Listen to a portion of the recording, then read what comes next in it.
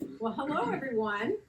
Welcome. We're really thrilled tonight to. By the way, I'm Linda Cass. I'm Gramercy Books, and we're so thrilled to tonight host tech exec turned author of tech thrillers, Mike Trigg, whose latest novel, Burner. If you have read it, you know that it's a thought-provoking thriller that examines the social and personal consequences of our technology-obsessed culture. Um, we'll talk a little bit more about that in a moment, but we're also delighted to welcome mystery and crime writer Andrew Welsh-Huggins, who will be in conversation with Mike tonight. So big thanks. First off, just want to say big thanks to Buckeye Crime Writers and to Denison University, both of whom were Gramercy's community partners and helped us get the word out for tonight's program. Real quick preview. So Mike and Andrew will talk for 40 minutes, 35 minutes or so.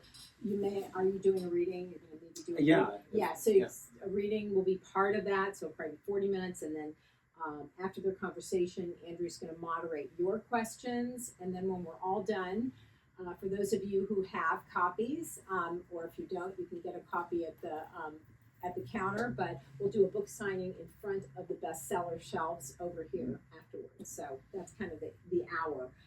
Just quickly, I want to share the remaining author events for September for Gramercy Books. We do about an event every week. And next Monday, we're going to host this event. It's going to be across the street at the Bexley Library auditorium. It's already sold out, but it will be live streamed, and the link will be available on both Gramercy and the library's website. This book, That Librarian, was featured in the New York Times this week, yesterday, I think, or Sunday. And this is a Louisiana middle school librarian that spoke out about book banning, and very mildly spoke out, and she ended up with death threats and quite an extraordinary story. And so this is some sort of a memoir manifesto that she wrote that is getting a lot of attention right now. That will be Monday night at 7. September 12th, that's a week from today, we have a writer, poet, naturalist named Jared Anderson, and this is his memoir, Something in the Woods Loves You. It's an inspiring exploration of nature's crucial role in our emotional and mental health. And interestingly, Jared will be in conversation with award-winning essayist, memoirist, and Denison University scholar, Amy Butcher. So that's going to be 1 week from today. And then finally, I only have an advance copy for this one because it's not out yet. On September 30th, from about 5 p.m. to 7, we have this very popular program called Prosecco and Prose, and we hold it down the street at Giuseppe's.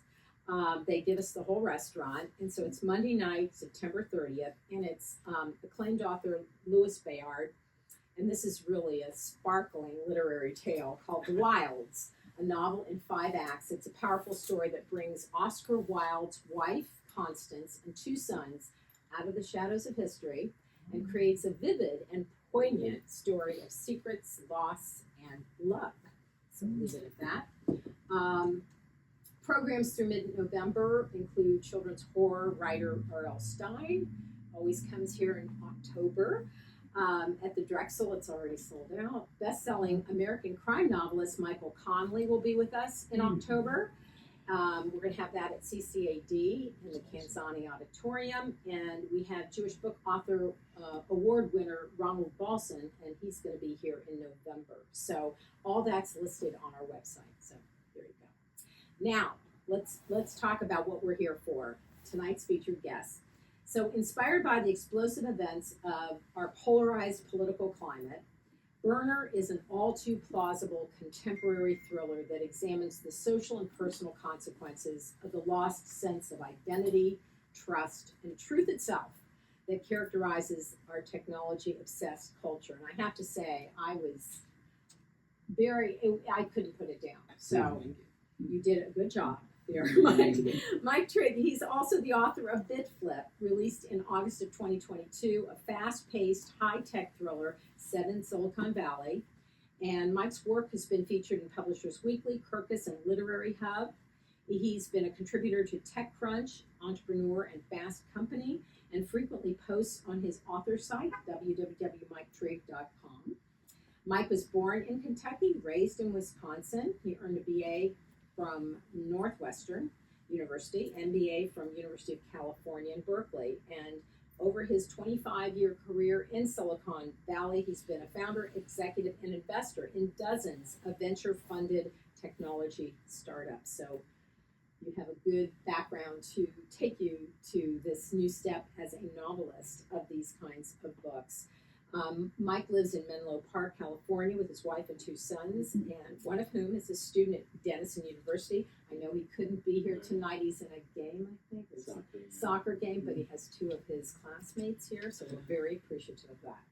In conversation with Mike is Andrew Welsh-Huggins, and Andrew's the author of 8 books now in the Andy Hayes Private Eye series from Ohio University. The latest, Sick to Death, is being released next week, but we happen to have a few copies. We won't tell anyone, but we do have some copies if you do want them. So that's being launched next week, or released next week. And that series features a former Ohio State University and Cleveland Browns quarterback turned investigator, and includes the Seamus Award nominated An Empty Grave. Andrew's also the editor of Columbus Noir, the 101st title in Akashic Books, did I say that right? Akashic Books award-winning series of short mystery fiction anthologies. His short mystery fiction has appeared in Ellery Queen Magazine, Mystery Tribune, the anthology, The Best Mystery Stories of the Year 2021, just to name a few. And Andrew's nonfiction book, No Winners Here Tonight, is the definitive history of the death penalty in Ohio. So let's give a warm welcome to Mike Trigg. Thanks, Linda. Mike, welcome. Thank you, and thank you for that incredible introduction, Linda. That was fantastic. I was a little late getting here because I was deleting all my social media. I'm throwing away my phone. So, they know where you are.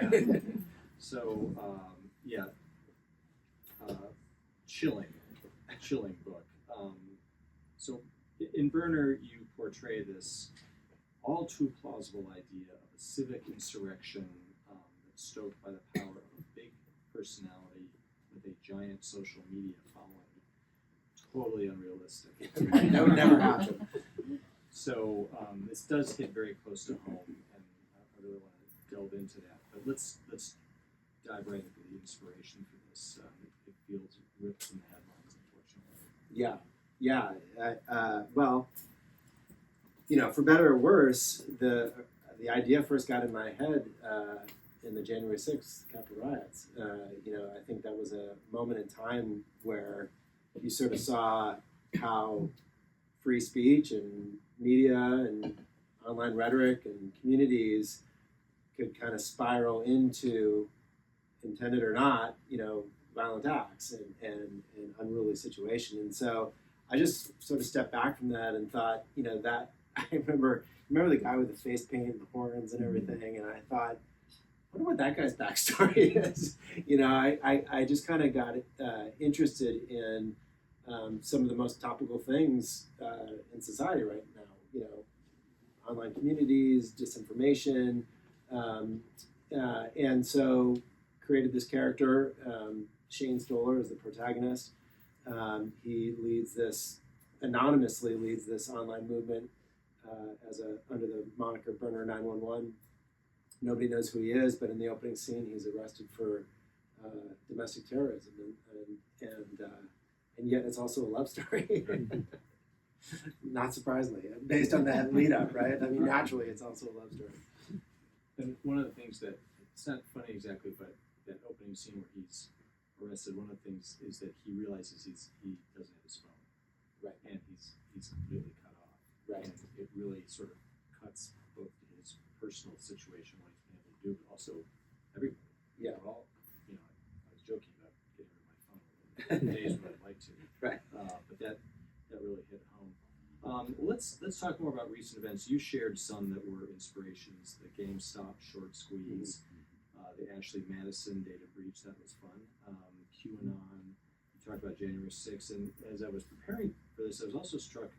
This sounded so familiar. This guy Robbie Starbuck, who is an influencer with a huge X following, and he has used that following recently to pressure several Fortune 500 companies to drop their diversity, equity, and inclusion programs, and that seems so familiar. So, so talk about those as inspirations, and then from a process perspective, how did you go about or decide how to fictionalize those examples? Because you have some really great kind of fictional examples of a lot of, you refer to things like that. You also have these great fictional examples. Yeah, I mean, this book required an inordinate amount of research for me. My first novel, Bitflip, I was a tech executive. It was about a tech executive. It was a very familiar world to me. So I wrote what I knew. I didn't have to do a lot of research for that book. This book required extensive research. Partly, as you say, there are many examples in the book, more than I could even probably name myself, that were directly inspired by actual events. And so I would go deep on those events and how they happened. And then that, as an author, gives you really useful material that you can then fictionalize, right? So you mentioned the GameStop short squeeze. Does everybody sort of remember that? There's a similar event in the book, and I went on to the Reddit forum and I looked at the language and the rhetoric of that world, right? And it became sort of challenging because every author wants to authentically represent the story and the people and the characters in that story, but sometimes it can be hard to read through that stuff. And it's I say it has its own rhetoric. That rhetoric in particular relies on emojis. So there are, parts that were really hard to write. You're like, how do I write 8 rocket ship emojis? I don't know what that translates to. And so, and then, the other thing that's kind of necessary is you almost have to tone it down, right? It can be, some of these online communities can be so, embittered and, racially or, charged in other ways that I didn't want to depict that into the story. And so you sort of have to temper authenticity with readability, if that makes sense. Yeah, that's well put. I'm glad you brought up that research, because I was struck. You write with great authority. Everything is, there's nothing, this is the kind of book I like where, even though I'm getting my pants scared off, I felt like I was learning things. Right. And the kind of, what do you call it, the short squeeze that happens towards the end. It's just so believable. But it's interesting that you, even with all that, even with your background, it sounds like you went the extra step to make sure you got it right. How important was that to you? Really important. And I wanted, the two protagonists, I should mention the story bounces between Shane and Chloe Corbin, who is the female protagonist and first person narrator, and has her own whole set of flaws and likable traits as well. And, another book that was a real inspiration for this is Demon Copperhead by Barbara Kingsolver, which I thought, what I really liked about that book is it sort of depicts this character who, in some contexts, you might find objectionable, or you might find their public persona objectionable. But as you learn what that person went through to get to that point in their lives, you become very sympathetic to them. You understand sort of how they ended up where they ended up. And in Shane, my protagonist here, I wanted to show that. I wanted to show that even though his sort of manifestation is very antisocial, right? Like what he's done and this movement that he leads is in many ways reprehensible. But as you learn more about how he got there and what he's trying to achieve, really, I think that he becomes sort of a sympathetic character, that you kind of are rooting for him in a weird way too, even though you may not like the actions that he takes. And that for him is that moment of truth, right? When he's arrested and he's separated from Chloe, the love of his life, that's when kind of his whole world he's created comes crashing in. Yeah, he's a victim of the worst of capitalism. just Right. shows up as this crushed individual. Right. And I want to talk more about Shane and Chloe, because one of the things I liked was this idea that they represent different sides of what you can do with a social media following. So Shane uses it, to sort of inspire action, even perhaps a riot.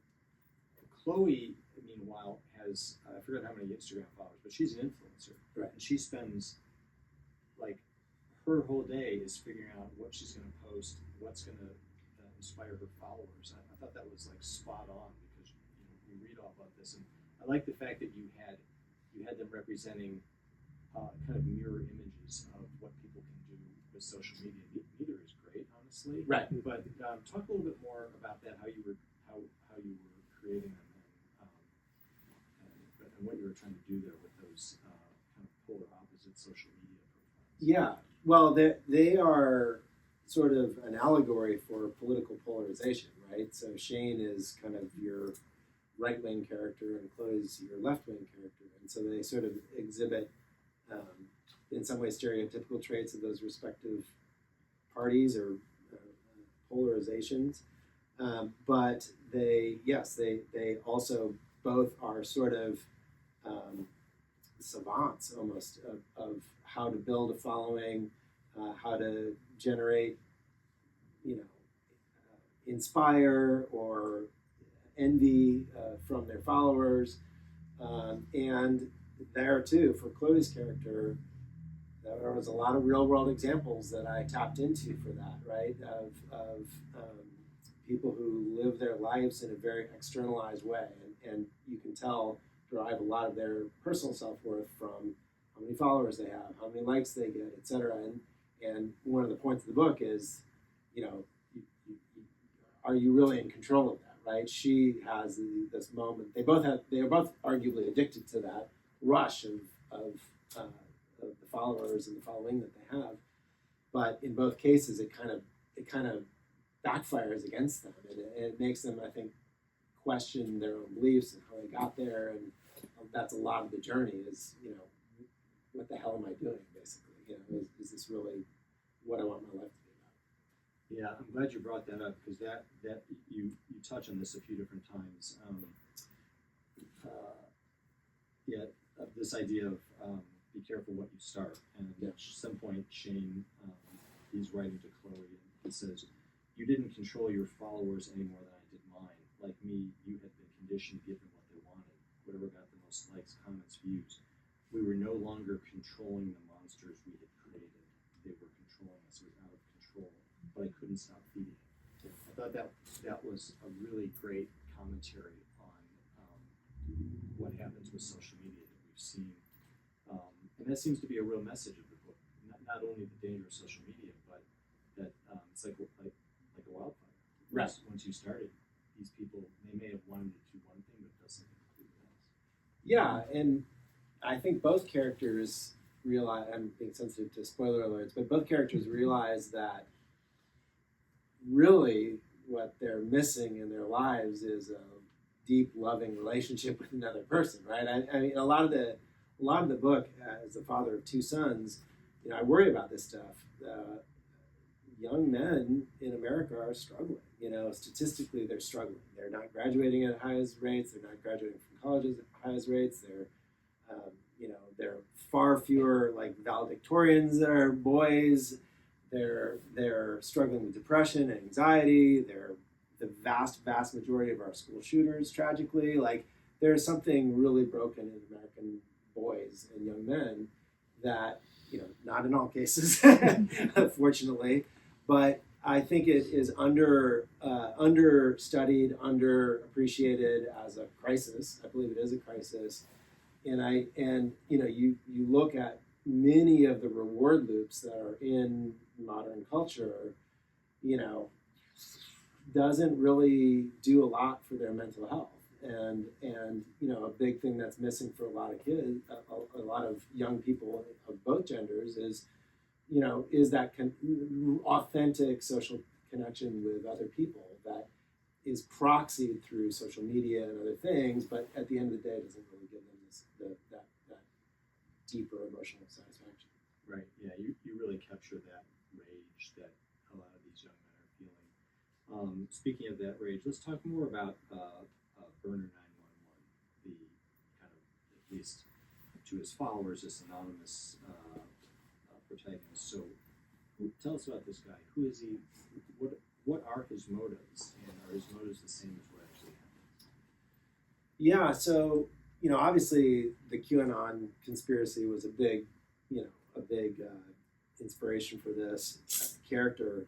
But one of the things, so I used to be the head of marketing at a huge social networking company, and one of the things that, so the company was called High Five.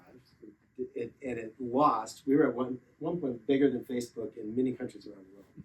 One of the reasons that company lost against Facebook is that, by and large, the culture of the site was not your real persona. So you would create an account, it'd be a fake name, and Facebook, because of their origins on university campuses, largely was real names and real identities.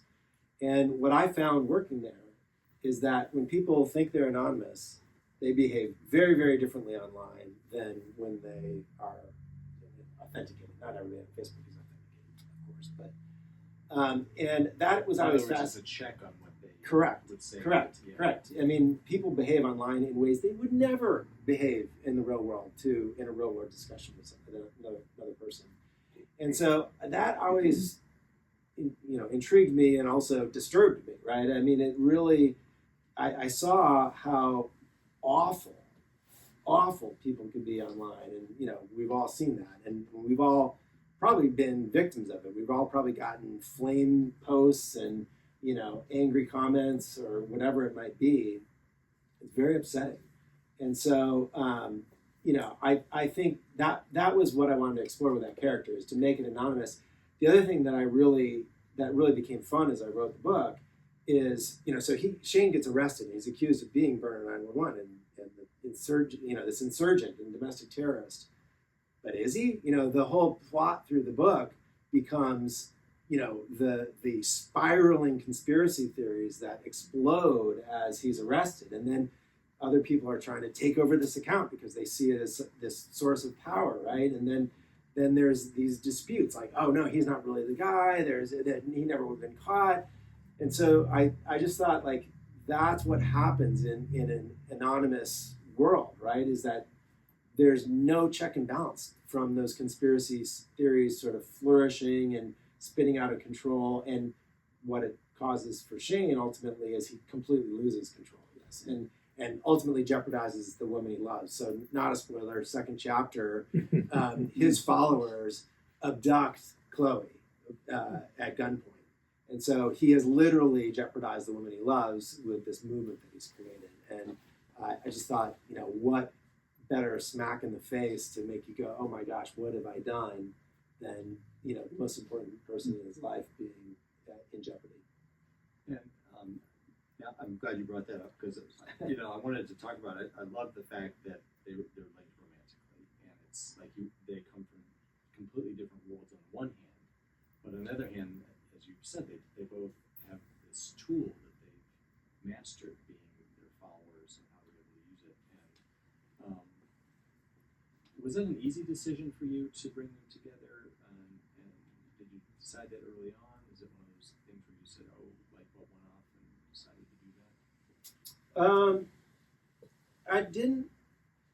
Well, so Chloe kind of came to life as I wrote the book. I mean, any author can relate to this. Sometimes characters kind of demand to be heard, if you will. The first draft of the book, I didn't have. She was not a first-person narrator, so Chloe became a first-person narrator. Partly because there was all this interesting stuff happening to Chloe that I didn't have a way of really telling in the book.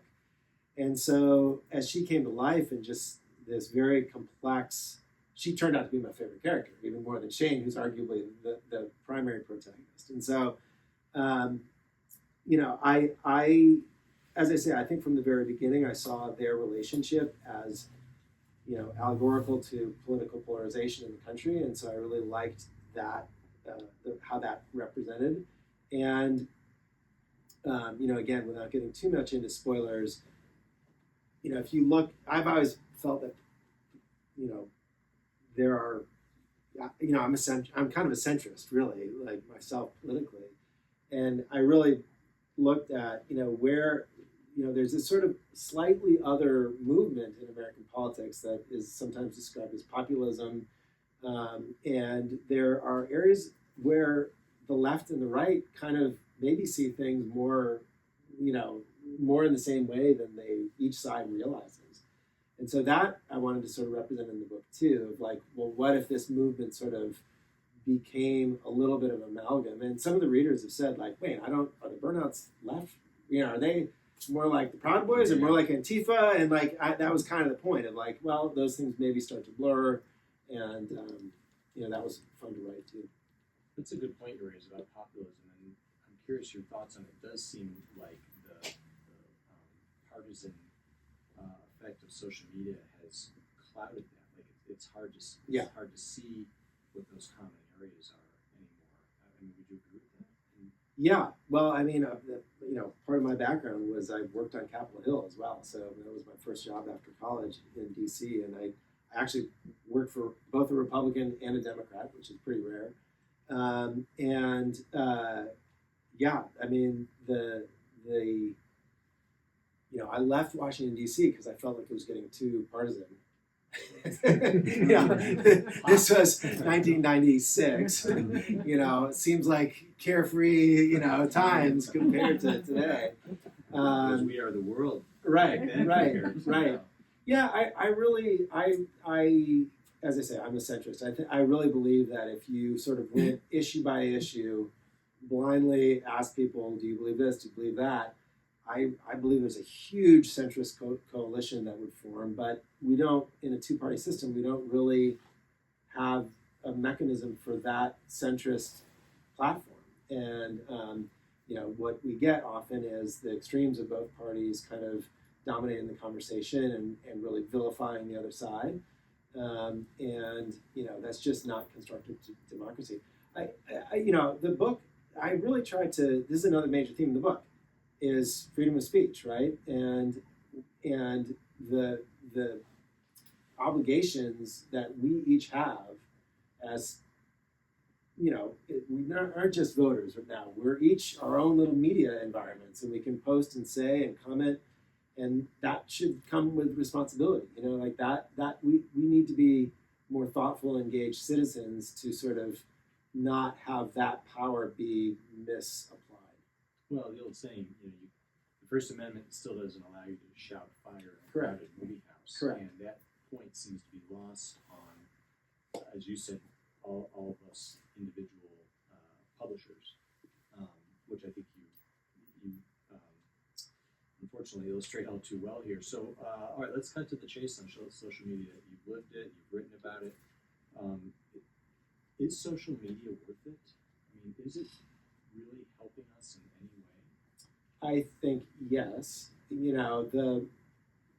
you think back to like the Arab Spring and how social platforms like that were used in authoritarian governments to communicate and other things, like there is something inherently incredibly powerful about connecting people and about giving anyone on those platforms a voice.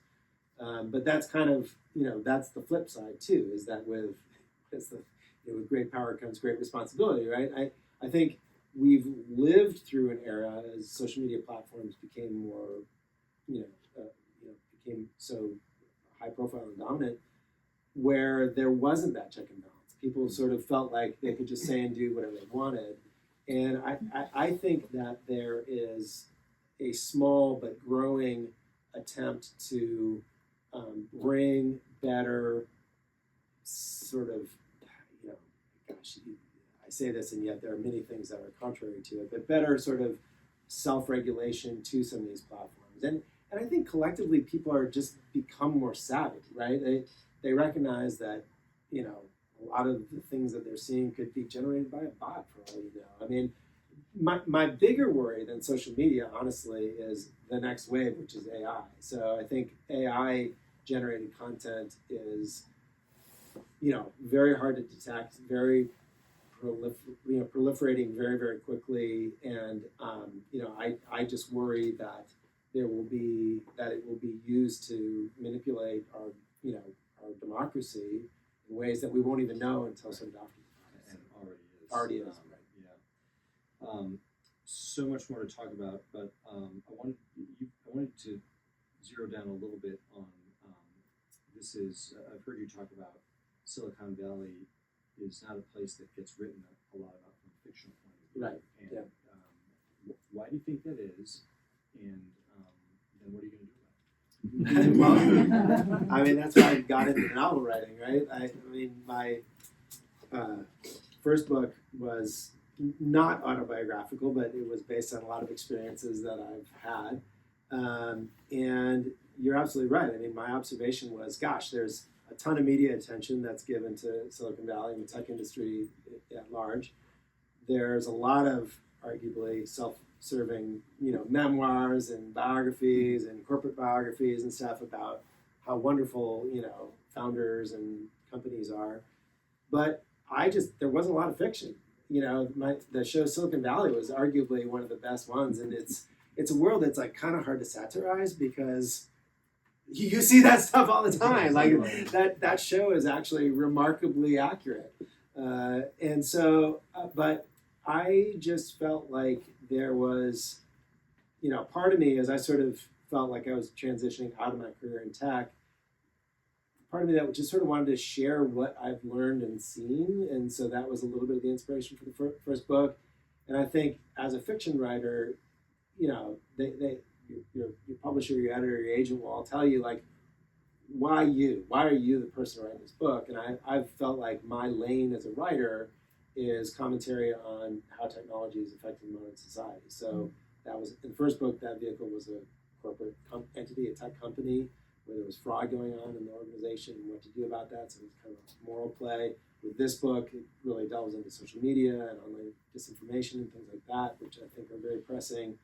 With my next yet to be published book, the premise is that there's a massive internet outage. So I sort of was approaching it from like, what if it was 1992 again? There were no internet.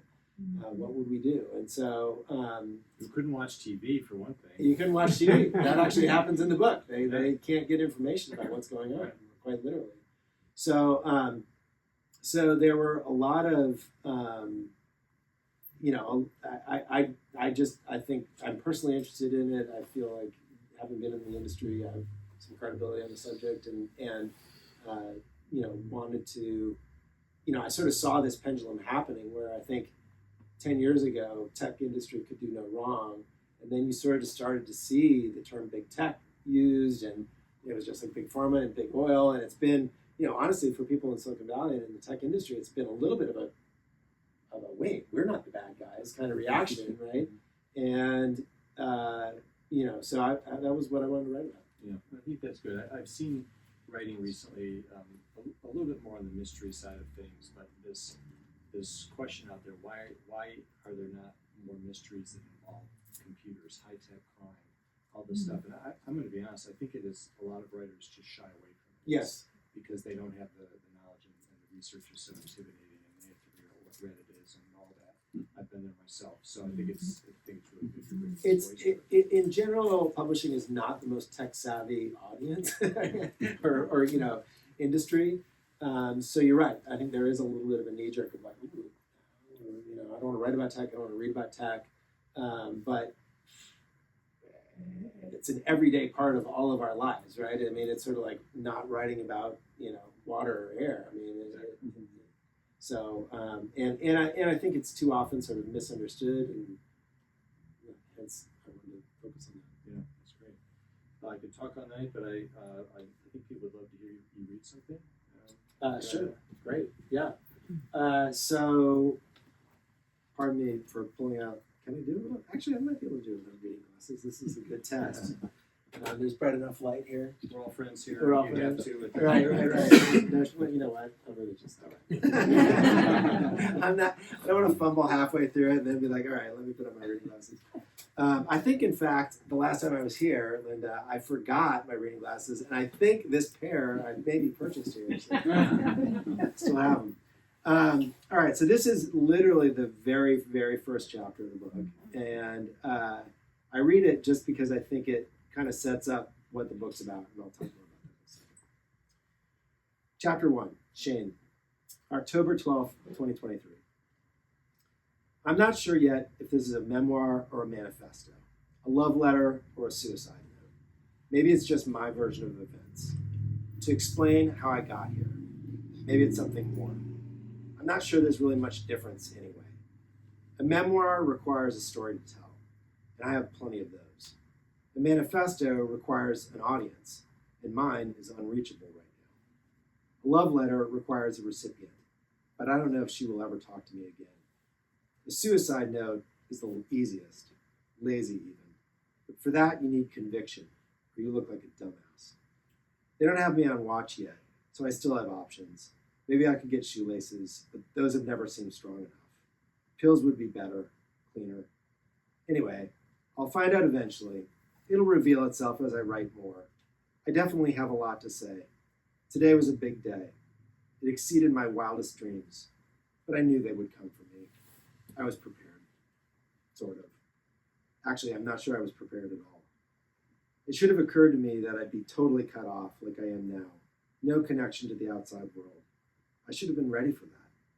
At least a scheduled post or one of those out-of-office notices or something. And they probably found a bunch of evidence I should have gotten rid of by now. My bad. I know this much. I was never supposed to be here this long in the first place. I'm already on borrowed time. So whatever happens, happens. All I can do is wait. And while I wait, I'll write. So that's Shane, kind of in prison. You find out as the chapter goes on that he's just been arrested for domestic terrorism. What he does not know, though, is at that same moment, this is sort of the October 12th is a significant date in the book where this is when this uprising sort of happens on the streets of San Francisco.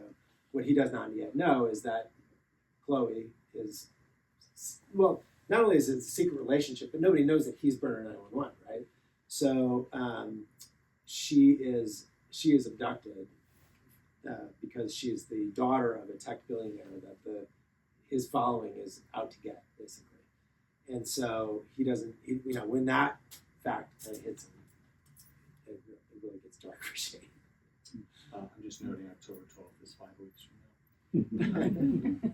But it was 2023, so so we're it fine. is. Yeah, we're good. Okay, I want to leave time for questions, but I did want to just ask a little bit about your journey to becoming a writer.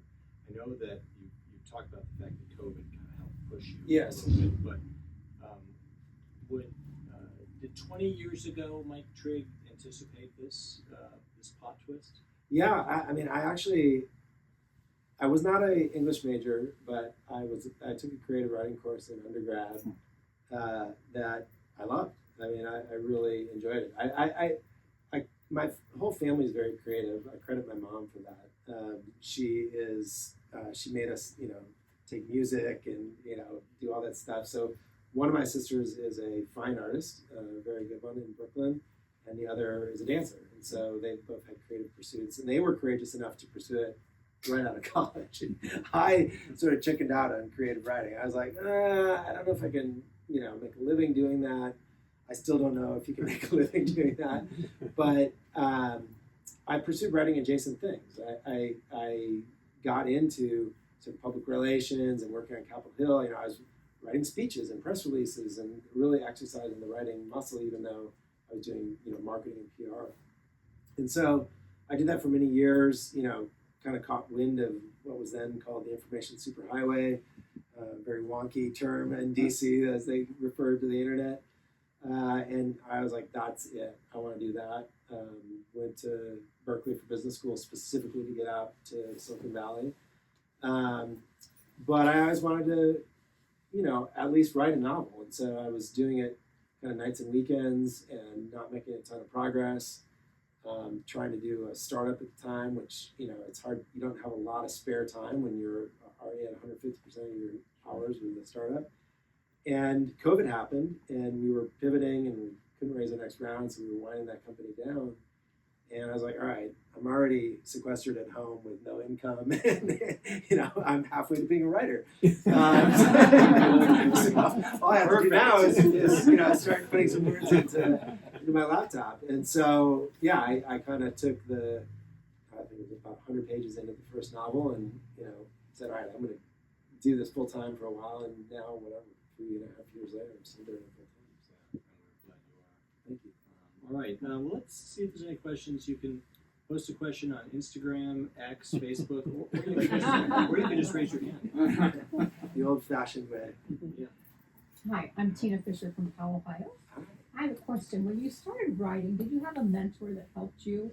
How did you feel like you could take those first sentences of the book and move it forward? Oh gosh, that's a great question. I don't know if everybody heard, and for the camera too, I'm recording this in full disclosure. Did I have a mentor to help me with the writing process? Not really. And I do think that was challenging a little bit. You sort of have this moment as a writer with your first book of like, is this good? Is it, you really don't have much of a sounding board. And I took a Stanford continuing studies class on creative writing, partly to just kind of get into groups and have critiques and that sort of thing. And through that, I got connected with another author, a guy named Josh Moore, who, like many authors, does editorial work on the side. Mm-hmm. And so I ended up working with him on the first book, and that was insanely helpful to me. I think the pitfall that I was kind of falling into was my protagonist in the first book, Sam Hughes, was too much like me, right? Like, I didn't want Sam to do bad stuff because I thought, like, oh, people think I'll do bad stuff, and that was really helpful in just like, all right, you're not Sam, you can write that, you should give this character full shape and autonomy and everything else, and that was super helpful. The other thing that part and parcel with that was, really kind of, it helped me get the key beats of the book down of, how the plot was going to go, and just, and so that would be the closest thing is, he ended, and I worked with him on the second book as well. So that was really helpful. Something that I'm doing now that I find incredibly helpful, there's a group, if anybody's an aspiring thriller writer, called Thriller Fest, or International Thriller Writers, and they host an event called Thriller Fest. And through that, I work with a critique group of other authors, and we all just swap once a month. We swap a couple chapters, and we read each other's stuff, and that's really been surprisingly helpful. I mean, it gives you a chance to, you sort of hold your work closely, and there's that moment of like showing it to someone. It gives you a chance to get that feedback earlier in the process on characters and plot points and stuff like that. So that's another, not quite a mentor, but something, a resource that's been helpful. Very helpful. Well, connected to that, you said that you shifted the voice to Chloe's in the first person. How did that happen? That was actually to credit Josh. He's like, you need to write Chloe as a first person narration. I was like, oh my God, yeah, you're right. I do. And then I also added, for those who have read the book, there's another, Shane's lawyer is this character, Wayne, who's also... We could talk all day about You can talk all day about Wayne. And he also gets in there as a first-person narrator, too. So this was a really hard book to write because it is 3 first-person narrators, so I had to really, get into character, get into voice on each of them. It's sort of non-chronological. It has all these found objects or whatever you want to call it, where there's like a court transcript or a news article or a press conference briefing or whatever.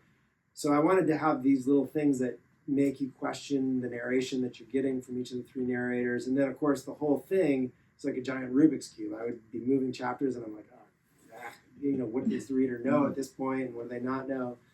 So the editing process in the book was a little kind of challenging, to be totally honest. My next book, I did the opposite. I have one point of view. It's a 7-day chronological narration, like perfect. I can write that very easily. So. Bob Fisher, Apollo High. This isn't what I was going to ask, but based on what you were just talking about, because I've run into the same thing, I find if you have one character, and it's your central character, and it's first person, but you also have scenes that that person can't be there.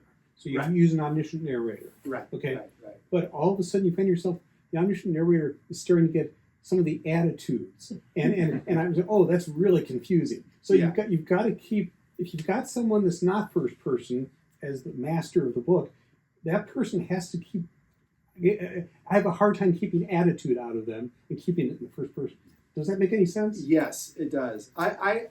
So my first book is third person, and I had a little bit of a hard time writing first person at first with this book, especially people who I am not, right? You know, like it's one thing to write a first person narration when like the character, as in the first book, was, you know, generally similar to me in age and occupation and whatnot.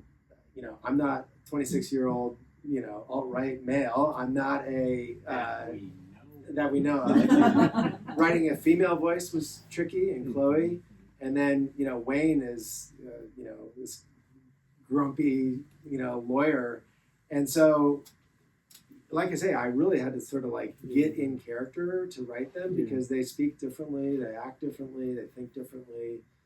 So that, yeah, that was pretty hard. You know, my trick for not writing the omniscient narrator in this book was these other narrative devices that I plugged into it. And so, and that was something too, like the first version of the book was almost entirely that. and Josh, my editor, was like, dude, you need some narration in here. Like, it's just, nobody wants to read, you know, a bunch of Instagram comments as a novel. So, but it can definitely be tricky. I just have a couple comments, or just one main comment. I typically vacillate between audiobooks and reading and e-readers. I do too. I love it. And I love audio. I always have something in my car and something in my purse, but I chose to read this one. I loved the text Oh, thank you. and the emojis. You mean that was loved it. Well, that was a really fun part of the book. Yeah. Was, you know, you if you've got a copy, you can see like there are different fonts almost in every chapter, and so some of those were obvious, like the news fonts were sort of like Courier-esque, you know, like you'd see in a newspaper, but that was tricky. And then who knew you need to like license emojis? So there was all this like, you know, you can't just like put in the emoji, right? And so you like getting the right emojis was sort of tricky. And then I was really happy with the audiobook too. That was really fun to create. So there's a different voice actor for each of the three major narrative parts, and you know, I think for a writer, that's always such a fun moment to see how, you know, they're voice actors, so they're not screen actors, so it's a slightly different thing, but they're acting. I mean, my first book, I recorded a few chapters. I'm like, maybe I could be the narrator. And then I'm like, hell no, I cannot be the narrator. Like, this is a skill and it's an art, and they did a great job bringing it to life. I was really happy with it. I just want to say I've read a lot of federal court documents, and your federal court documents are so realistic. I don't know how you did the font, or I'm not sure how you did that, but those look just like. Well, I'll tell you the inspiration. I hate to call it inspiration. I read through the Oklahoma City bombing trial, which are public documents, and so that was. I felt like sadly, the piece of domestic terrorism that I was working on Capitol Hill at the time, it was a tragic moment for me personally. But I thought, you know, that's sort of the best proxy for what I want these to look like. So that informed those sections. Yeah. When you're in writing mode, can you talk about your schedule and what your life is like and your family's life? Yeah, that was my question. You know, I know that I should say like, oh, I write every day from X to Y, but that's not how my brain works. I love the act of writing, and when I get into, I did technology. I wasn't an engineer myself, but a lot of programmers will talk about sort of flow state, right, where they're really just in the zone and, you know, have blinders on and produce an incredible amount of content in a short amount of time. I love that state. So I can't quite predict when it's going to happen. It sometimes happens at 11 o'clock at night, and I go till 2 in the morning. Sometimes it happens at the crack of dawn. I'll just kind of get an idea in my head, and I know, I kind of just, I can't get it out fast enough. Mhm. So I rarely have what I would call sort of writer's block. Where I really struggle is like, I call it editor's block, right? Once I write a first draft, I really, it's my baby. It was great. The first version was, of course, perfect. And so, getting through the revisions, the editing, but that's really what makes a book sing, because, I always think of it as literally like a third, a third, a third. It's a third writing, a third editing, and then the other third, which a lot of writers hate, is publicity and promotion, right? Like in this day and age, especially, you have to be able to do that too. And those are three completely different parts of your brain, and so to get to your question, I don't have a real predictability to it. I use a program called Scrivener. I don't know if anybody's ever used Scrivener. If you're a writer, it's Microsoft Word, but for novelists, basically.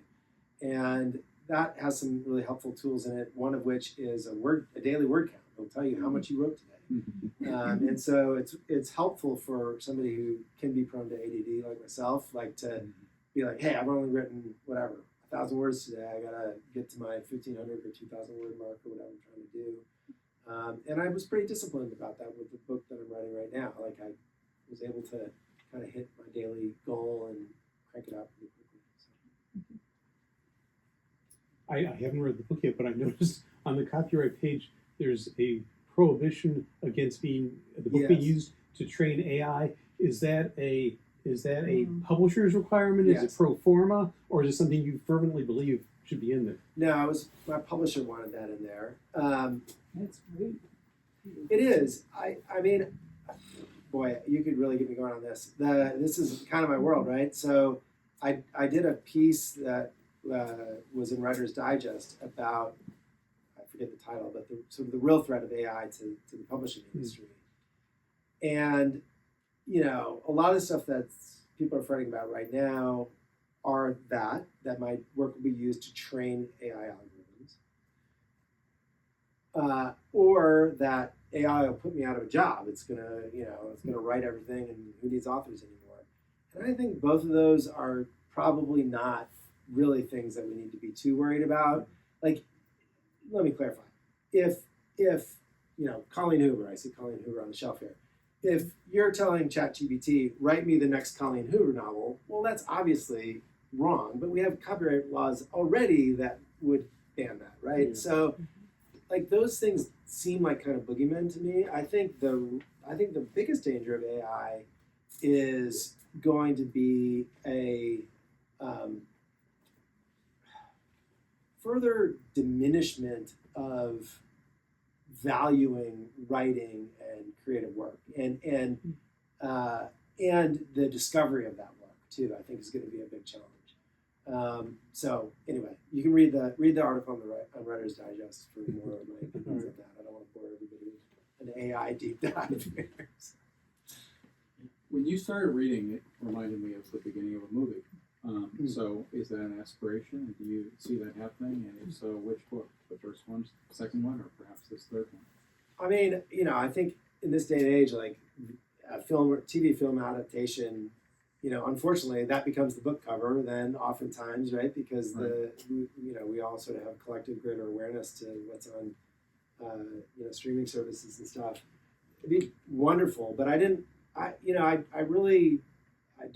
that for me isn't quite what I am doing it for. I think it would be great to, honestly, like what I love doing is like engaging in the topics that I'm trying to raise in the book with audiences and people who read it, and their purpose is to be thought-provoking and everything else. And so it would be wonderful from an exposure perspective. And I do think both books are pretty visual. That's kind of how I write. I kind of like visualize a thing. Linda and I were talking before we started. For the first book, I did little like 1-minute cameos all around the San Francisco Bay Area of scenes that happen in the book, and it was sort of like my tour of San Francisco. And so it is pretty visual, but you know, it'd be wonderful, but who knows? You know, it's kind of a crapshoot whether that happens. All right, Mike, thank you so much. I'm going to turn it back over to Linda. If you have other questions, Mike's going to be signing his book, so plenty of opportunities. Can I just close with a thank you, Linda? Thank you, Gramercy. I just love independent bookstores like this. They're treasures to the community. The events program that you have is just, I'm like flattered to be even in the same calendar with some of the authors you have. So thank you for hosting me. It's our pleasure, and thank you. This is an extraordinary book, and Andrew, you're writing extraordinary books as well, and it's just a great pleasure for all of us to have experienced this conversation. So thank you. Thank you for being here, and let's have some I would add too, even if you don't buy Andrew's or my book, or you already have it, A, you can always gift it to a friend, but B, please buy something from the bookstore. The stores are so generous, and it takes a lot of time and effort for them to put on events like this. So I encourage you to do your, I don't know, I guess it's not quite holiday shopping time. Halloween shopping time, yeah. Great. Thank you. Thank you. Thank you. Really appreciate it. Wonderful.